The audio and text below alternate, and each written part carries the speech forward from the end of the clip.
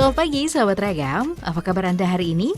Selama 30 menit ke depan, Ragam Indonesia kembali hadir dengan serangkaian informasi yang unik dan menarik dari berbagai daerah di Nusantara. Mulai dari olahan kue tradisional yang berasal dari Pulau Jawa, beragam jenis hewan yang masih berhubungan dengan dinosaurus, hingga wisata yang akan menguji adrenalin Anda. Langsung saja kita simak informasi selengkapnya.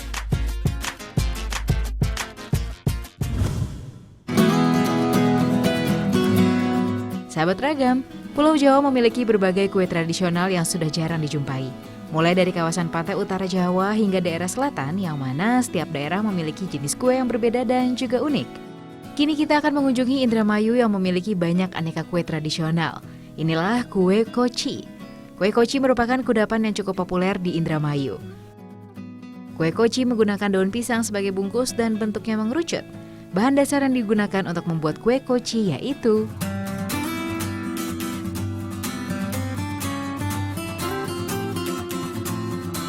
pertama, panaskan air lalu masakkan kacang hijau yang telah disangrai.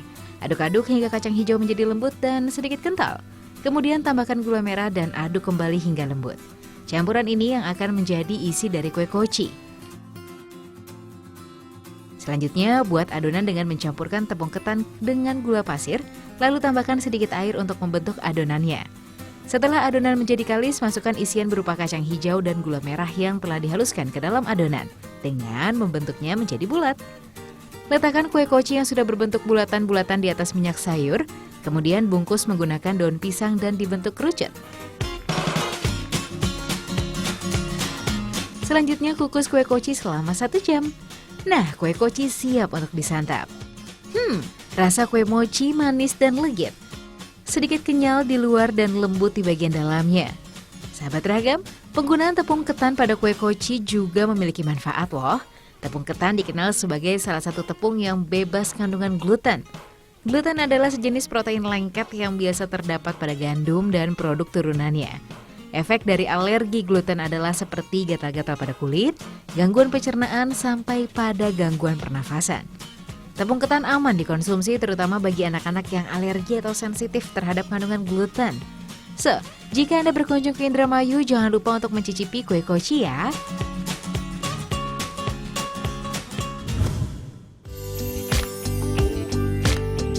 Sahabat, selanjutnya ada kue tapel.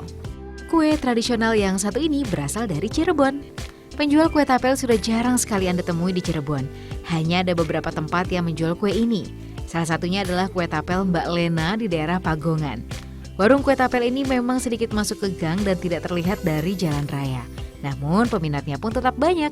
Bahkan warung tapel Mbak Lena ini sudah tutup pukul 2 siang karena memang sudah habis.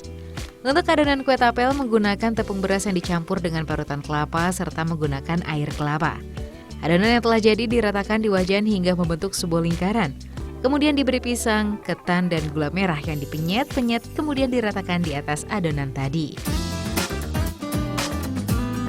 Nah, proses inilah yang diambil menjadi nama kue tapel, yaitu adonan ditap atau diratakan di atas wajan, lalu diberi pisang dan gula yang kemudian dipel-pel atau ditekan-tekan. Setelah ditekan, ditutup sebentar sampai warna kulit adonannya berwarna kecoklatan. Baru kemudian dilipat dan diangkat. Kue tapel pun siap disantap. Sahabat, kue tapel lebih enak bila dimakan dalam keadaan hangat. Yummy! Rasa manis dan gurih serta aroma khas dari wajan yang dipanaskan dengan menggunakan kayu bakar menambah nikmatnya kue tapel. Jika Anda datang ke sini, Anda dapat langsung melihat bagaimana kue tapel dibuat. Dengan peralatan sederhana, Mbak Lena mampu memenuhi pesanan kue tapel tiap harinya. Untuk membuat kue tapel, Mbak Lena menggunakan wajan besi yang ditaruh di atas tungku dan sesekali menggosoknya dengan batu sela untuk menghilangkan kerak yang tersisa. Batu sela ini tergolong unik karena tidak dijual di pasaran. Untuk mendapatkannya harus membeli di toko tanaman obat herbal. Kue tapel wajib untuk Anda coba saat berkunjung ke Cirebon ya.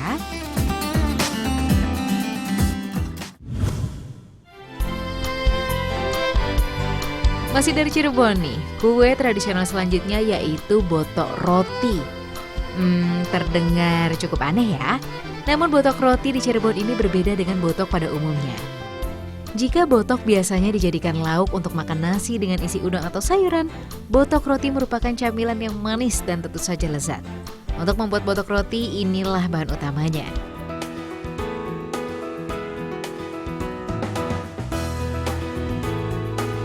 Untuk isinya, karena botok roti memiliki banyak varian, terdapat beberapa bahan untuk isiannya seperti roti tawar, kelapa, kolang-kaling, agar-agar bubuk, pisang dan kacang hijau yang telah dibuat kulitnya. Yuk, kita intip cara membuat botok roti. Pertama, campurkan santan dan juga gula jawa yang telah dicairkan, lalu aduk telur dan campurkan ke dalam adonan. Nah, inilah adonan utama. Untuk memasukkan beragam isi, tuangkan adonan ke wadah yang lebih kecil lalu masukkan isinya, yaitu roti tawar dan agar-agar bubuk. Aduk hingga semua tercampur dan bungkus dengan daun pisang. Untuk varian yang kedua, masukkan roti tawar, kelapa dan kolang-kaling. Aduk sebentar dan bungkus kembali pada daun pisang. Botok roti pun siap untuk dikukus. Proses pengukusan memerlukan waktu sekitar 1 hingga 2 jam. Jika Anda suka berbelanja ke pasar tradisional di Cirebon, pasti Anda tidak akan sulit menemukan jajanan yang satu ini. Bisa Anda bawa pulang atau bisa langsung makan di tempat. Bagi Anda pecinta makanan manis, pasti sangat suka dengan botok roti. Isian yang bervariasi berupa roti tawar, kelapa, ataupun kacang hijau akan membuat Anda semakin suka dengan botok roti. Selamat mencoba!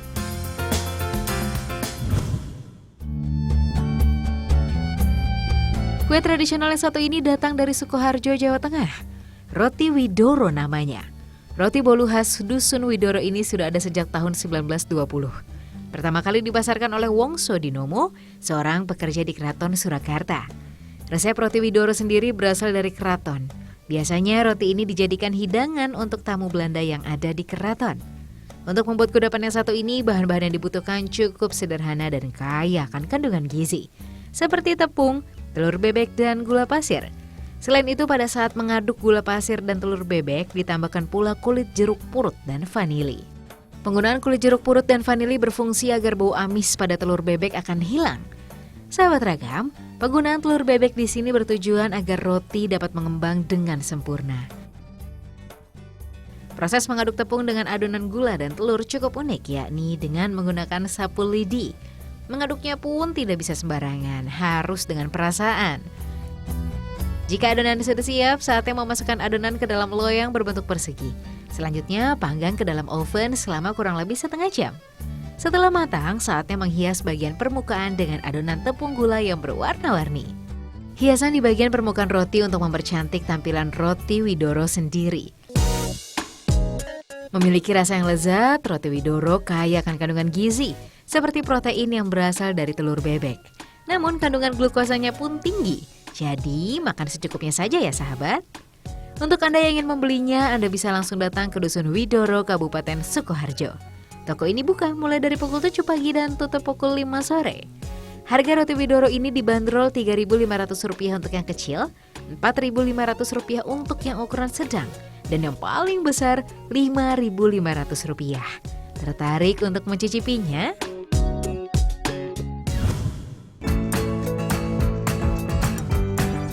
Sahabat, jangan beranjak dari layar Trans 7 ya, karena setelah ini masih ada info menarik lainnya untuk Anda.